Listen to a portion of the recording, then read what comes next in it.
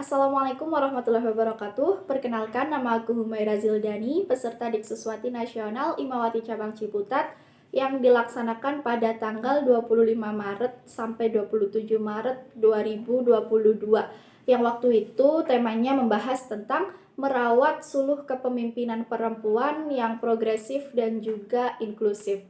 Nah, secara garis besar, diskusi ini membahas tentang feminis. Aku yang sedari dulu background pendidikan sekolahnya itu agama dan berbasis pesantren, jujur ketika mendengar kata feminis, aku selalu beranggapan bahwa feminis itu buruk dan jauh dari Islam. Seperti itu juga ketika aku sudah menjadi mahasiswa saat ini dan aku berdiskusi bersama mereka-mereka yang backgroundnya sama dengan aku, itu semakin menambah bahwasannya feminisme itu ya selalu buruk gitu.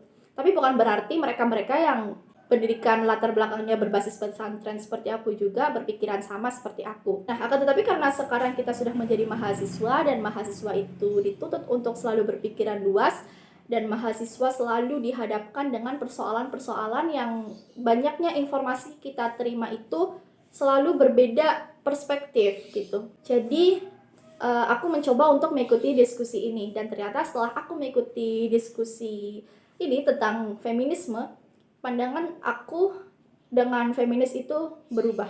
Feminis itu kan secara garis besar artinya gerakan sosial yang mereka itu membela kaum perempuan dari kehidupan yang patriarki dan mereka seringkali menggaungkan yang namanya kesetaraan gender. Nah, kesetaraan gender ini nih yang menjadi titik di mana aku mengecap feminisme itu selalu buruk dan bertentangan dengan Islam. Perspektif yang aku pahami dari dulu bahwasannya aku ya mengiyakan saja apa yang dikatakan oleh orang-orang di sekitar aku bahwasannya perempuan itu ya selalu dinomorduakan, intinya yang lebih utama laki-laki.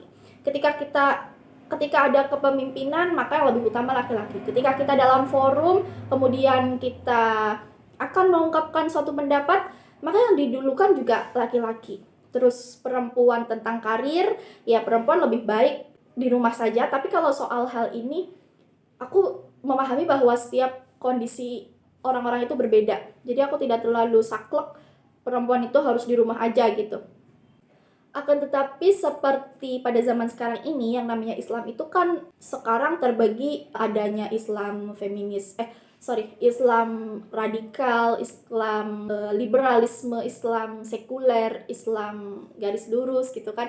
Nah, seperti itu juga dengan feminis. Ternyata feminis itu juga ada feminis liberal, ada feminis sekuler, ada feminis yang pro LGBT. Nah, feminis yang aku bahas di sini itu feminis yang mereka garis lurus dengan hukum Islam dan konsep Islam. Dan bahkan dalam Islam itu sendiri kan Islam sangat menghormati dan menghargai adanya perempuan. Islam yang mengangkat derajat perempuan saat di zaman dulu perempuan itu dianggap hina. Nah, Islam datang membawa perubahan. Jadi feminis yang aku bahas di sini itu feminis bukan yang pro LGBT atau feminis liberal gitu ya. Nah, yang namanya perspektif atau anggapan itu kan mereka tentu memiliki pedomannya masing-masing. Perspektif yang beranggapan bahwa feminisme itu tidak bagus dan sangat bertentangan dengan Islam karena menggaungkan kesetaraan gender, mereka berpedoman dengan salah satu dalil surah An-Nisa 34 dan perlu ditekankan di sini. Ini hanya salah satu saja dan mungkin mereka juga memiliki pedoman-pedoman dalil-dalil yang lain dari hadis ataupun maupun dari ijtihad para ulama yang lainnya. Bunyinya a'udzubillahi minasyaitonirrajim. Ar-rijalu qawwamuna 'alan nisa'i bima faddalallahu ba'dahum 'ala ba'din. Artinya, laki-laki suami itu pemimpin bagi perempuan atau istri. Kemudian, kalau perspektif yang kedua yang mereka setuju dengan adanya feminis dan percaya bahwasannya feminis itu sejalan dengan hukum Islam, mereka menggunakan dalil surah At-Taubah ayat 71 yang artinya, dan orang-orang yang beriman laki-laki dan perempuan, sebagian mereka menjadi penolong bagi sebagian yang lain. Mereka menyuruh berbuat yang ma'ruf dan mencegah dari yang mungkar, melaksanakan sholat, menunaikan zakat, dan taat kepada Allah dan Rasulnya. Mereka akan diberi rahmat oleh Allah. Sungguh Allah Maha Perkasa, Maha Bijaksana. Perlu kita lihat di sini bahwasannya ayat ini menggunakan kata dan. laki-laki dan perempuan, dan itu kan kata hubung yang mengartikan setara gitu kan. Jadi siapa saja, baik itu laki-laki maupun perempuan, mereka yang beriman pada Allah, mereka yang melaksanakan amar ma'ruf nahi mungkar, melaksanakan sholat, menunaikan zakat, dan taat pada Allah, maka siapapun itu, baik laki-laki maupun perempuan, ya mereka sama di sisi Allah, akan mendapatkan rahmatnya Allah.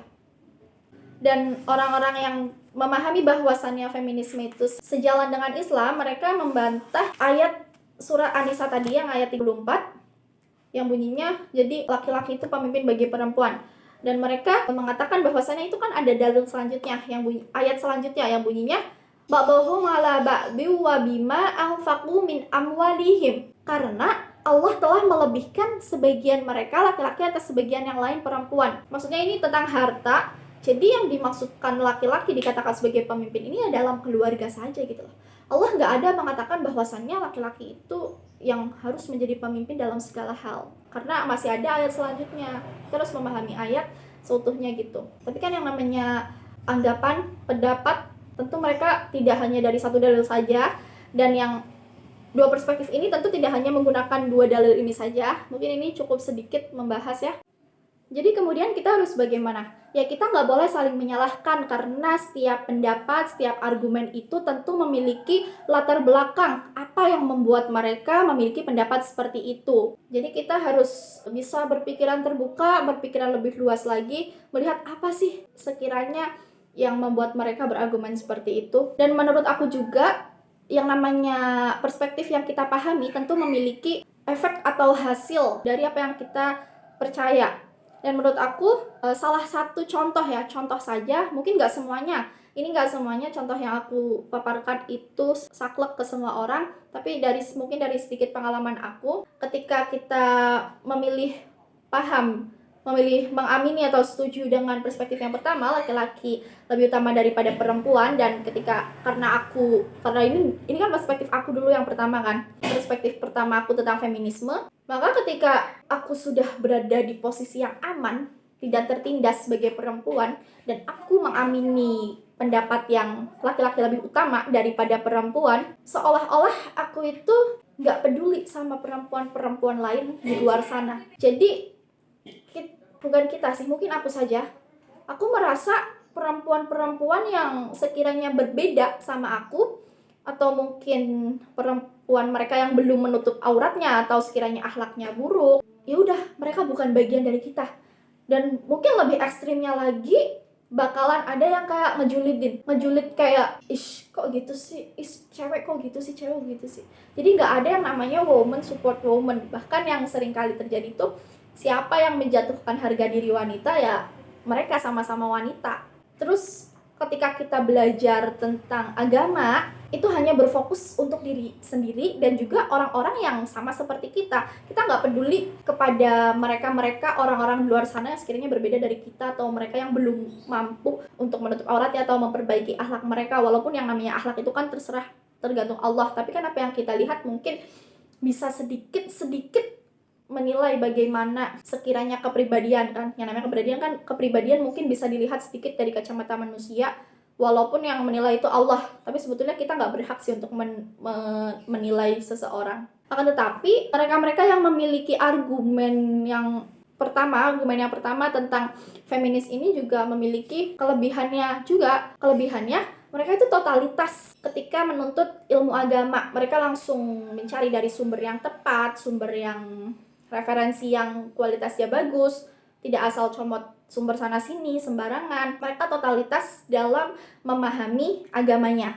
Dan begitu juga mereka yang menyetujui perspektif yang kedua tentang feminisme, tentang kesetaraan gender, dan menurut aku juga memiliki plus minusnya masing-masing. Kelebihannya, mereka yang beranggapan setuju dengan adanya feminisme yang garis lurus tentunya, mereka itu sangat peduli kepada perempuan-perempuan di luar sana. Jadi jiwa sosialnya tinggi. Mereka mau berpikir lebih luas lagi terhadap ilmu feminis, yang mungkin feminis ini bukan dari Islam, suatu ilmu bukan dari Islam, tapi bisa dilihat satu jalur dengan Islam gitu. Tapi kan pada dasarnya namanya feminis itu kan ilmu dari barat ya, bukan dari timur.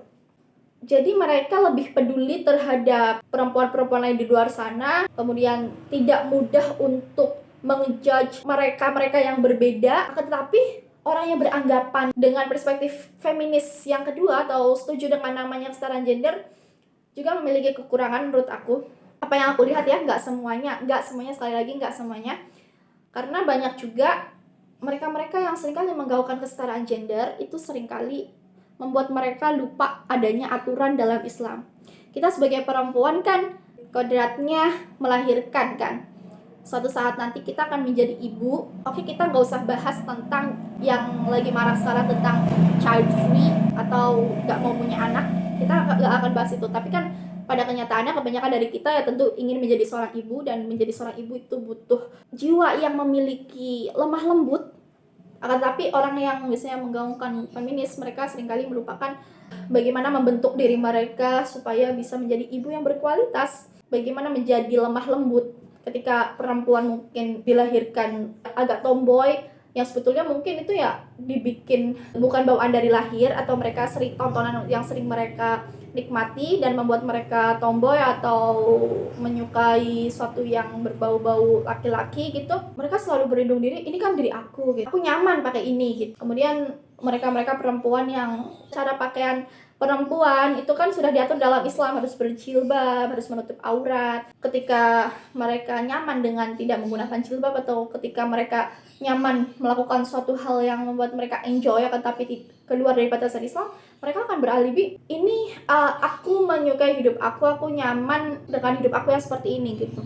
Jadi kurangnya di situ sih. Bolehlah mencintai diri sendiri, karena siapa yang larang, kan bagian dari mensyukuri nikmat. Tapi jangan sampai lupa dengan aturan yang Allah berikan kepada kita. Karena aturan yang Allah berikan itu kan untuk memuliakan kita, untuk menjaga ifah kita.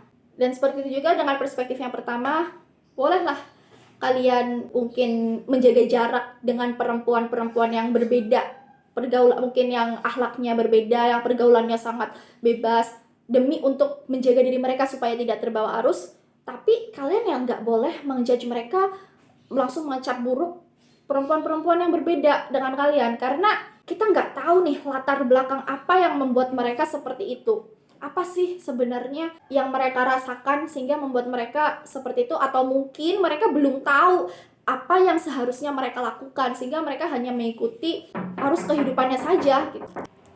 Jadi kesimpulannya, kita nggak boleh sama sekali untuk saling menjelekkan yang namanya perbedaan. Kenapa aku mencoba untuk mengelompokkan jadi dua perspektif ini? Karena yang pertama, aku ini emang sedari dulu berasal dari lingkungan yang melihat kata feminis itu selalu buruk. Mereka menggaungkan kata LGBT, mereka menggaungkan kesetaraan gender yang melupakan aturan. Dan jujur aku juga sangat tidak menyalahkan mereka yang mengatakan bahwasannya laki-laki lebih utama daripada perempuan. Kemudian juga seringkali mereka menggaungkan perempuan eksklusif itu lebih terhormat, atau perempuan yang eksklusif tertutup itu semakin baik. Aku nggak menyalahkan itu sama sekali, karena kalau dilihat-lihat ya memang bener juga gitu. Kita sebagai perempuan, karena saking istimewanya, saking mulianya, maka kita harus semakin menjaga kan. Karena mau gimana pun juga zaman sekarang ini godaan-godaan karena wanita itu juga banyak. Jadi ya aku percayakan hal itu ya untuk melindungi aku saja gitu loh, untuk melindungi karena aku sayang diri aku sebagai perempuan.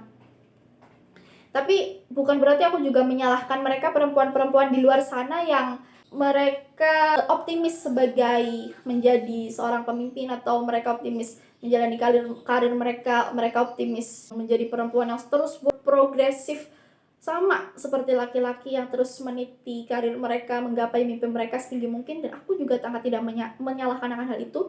Aku juga mengiyakan akan hal itu. Aku juga, itu sebagai dorongan aku juga untuk menjadi perempuan yang berani berpikir lebih luas lagi, berani terus bertumbuh dan berkembang, berani mencapai cita-cita. Kemudian aku juga tidak saklek bahwa aku berpendapat perempuan harus di rumah aja, perempuan dilarang berkarir. Aku juga tidak saklek seperti itu. Tapi perlu dipahami, kita juga harus memiliki batasan atau aturan, karena sejatinya kita sebagai perempuan ya al-madrasatul ula, sekolah pertama. Karena tugas utama kita sebagai perempuan yang paling mulia adalah membangun sebuah peradaban. Ada yang lebih mulia daripada mimpi kita yang mungkin hanya untuk diri kita sendiri. Karena tugas utama kita itu lebih berat, yaitu membangun sebuah peradaban, membangun generasi Islam yang terus berkualitas, berakhlakul karimah. Siapa lagi kalau bukan perempuan? Jadi dua pendapat ini memang gak ada yang salah. Kita sebagai perempuan yang sudah tahu bagaimana aturannya, bagaimana aturan mainnya gitu, kita harus berani berpikir luas dan jangan menutup diri, jangan menarik diri gitu loh. Terserah kalian mau mengambil pendapat yang mana, yang penting kalian jangan saling menyalahkan. Karena kita nggak tahu nih latar belakang mereka berbuat seperti itu apa. Terus apa sih yang harus kita lakukan ketika dihadapkan dengan dua perbedaan ini, dua perspektif ini? Maka sekali lagi yang perlu kita tekankan, kita nggak boleh membenci yang namanya perbedaan atau menganggap perbedaan yang kita lihat itu selalu buruk. Ternyata emang masih banyak orang-orang seperti aku yang nggak percaya, yang selalu mengecap buruk kata feminis. Karena yang sekarang kita lihat, feminis itu kan selalu pro dengan yang namanya LGBT. Terus mereka melupakan aturan yang dimiliki. Nah, menurut aku, ini intinya. Itu adalah tanggung jawab yang kita miliki. Kita sebagai perempuan yang sekiranya sudah mengetahui aturan hukum dalam Islam itu sebagaimana, kita harus paham nih yang namanya feminis. Karena apa? Karena orang-orang feminis lah yang sekarang ini paling banyak berkontribusi untuk membantu perempuan-perempuan di luar sana yang keberadaannya masih tertindas, yang keberadaannya masih belum aman, mereka-mereka perempuan yang selalu mendapatkan kekerasan, selalu mendapatkan ketidakadilan, mereka-mereka yang seringkali merasakan yang namanya KDRT, yang namanya kekerasan seksual. Nah, siapa sih yang menaungi perempuan-perempuan tersebut, perempuan-perempuan yang teraniaya itu? Ya, orang-orang feminis. Jadi di sini nih tanggung jawab kita. Bagaimana kalau orang-orang feminis itu hanya diisi dengan perempuan-perempuan yang mereka pro dengan LGBT, mereka jauh dari kata Islam yang sebenarnya. Nah, ini kuncinya, ini tanggung jawab kita sebagai perempuan yang sudah paham dengan bagaimana sih Islam memandang feminis itu. Kita nggak boleh menarik diri dari yang namanya kata feminis ini. Kita harus ikut terjun langsung, kita harus membuka pikiran kita harus inklusif, kita harus progresif, kita harus menjadi perempuan yang cerdas, perempuan yang cerdas spiritualnya, perempuan yang cerdas intelektualnya, perempuan yang cerdas emosionalnya, dan cerdas sosialnya. Mungkin itu sih dari saya, Humaira Zildani, tentang feminis. Sekiranya apa yang dapat saya sampaikan semoga bermanfaat. Wassalamualaikum warahmatullahi wabarakatuh. Sampai jumpa.